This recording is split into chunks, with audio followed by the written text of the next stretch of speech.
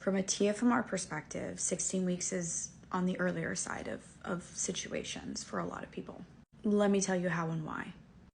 People can opt in to a non-invasive prenatal testing. It is a blood test and it is not mandatory. You can do that at 8.5, 9 weeks. It is what's called a screening test.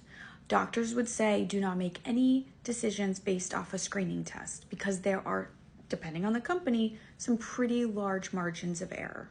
The doctor that I was seeing at the time didn't have me come in for the NIPT until 11 weeks. I don't know, take that up with him. He didn't call me with the results until 2 weeks later.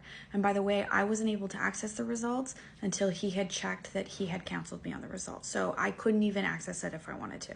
I was very lucky because I already had a maternal fetal medicine specialist appointment that the day he called me.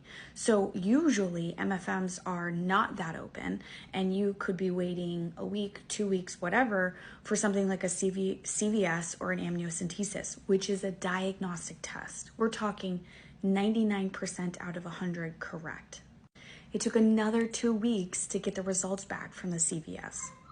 Also, screening tests are picking up a very small number of trisomies and anomalies.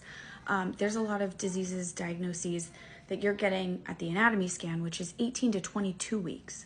And even during that time, you're still being encouraged to sequence DNA. You're still being encouraged to talk to surgeons that specialize in that type of problem.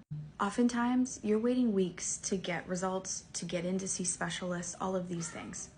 So no, 16 weeks is not on the later side.